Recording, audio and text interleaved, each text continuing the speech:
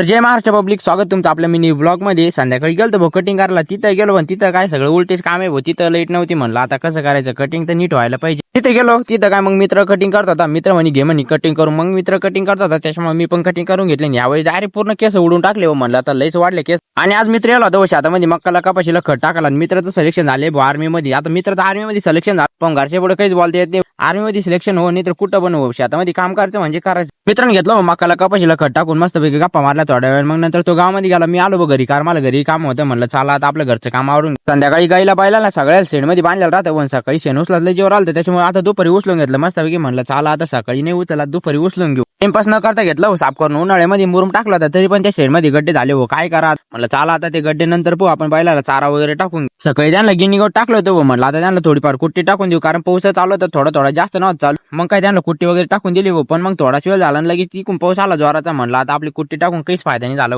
पाऊस चालू होता तरी पण ते कुट्टी खात होते. म्हणलं भारी काम झालं. आता आपण मस्तपैकी बसू म्हणल्या का ठिकाणी. पाऊस तर काही जोराचा येणार भाऊ, नुसता थोडा येऊ राहिला. त्यानं काही जमिनीत पोट भरा, पण थोडा का होईना यूज राहिलो भाऊ. काही ठिकाणी पाऊसच नाही अजून. आणि मी ना पूर्ण कटिंग बारीक करून घेतली भाऊ, कारण केस लय वाढत होती. केसामध्ये घाण पण लय होत होती. बैलाला जर कुट्टी टाकायची असली ती पूर्ण केसामध्ये जात होती, त्याच्यामुळे डोकं लय दुखत होतं. म्हणून मी एवढे बारीक केस कापले हो. आणि मी एका ठिकाणी बसलेलो आता मस्तपैकी व्हिडिओ एडिट करतो. पाऊस तर चालू आहे थोड्या वेळ. आता गाईचं दूध वगैरे काढून घेईन मस्तपैकी, मग निवांत बस. तर मित्रांनो भेटू पुढच्या व्हिडिओ मध्ये. बाय.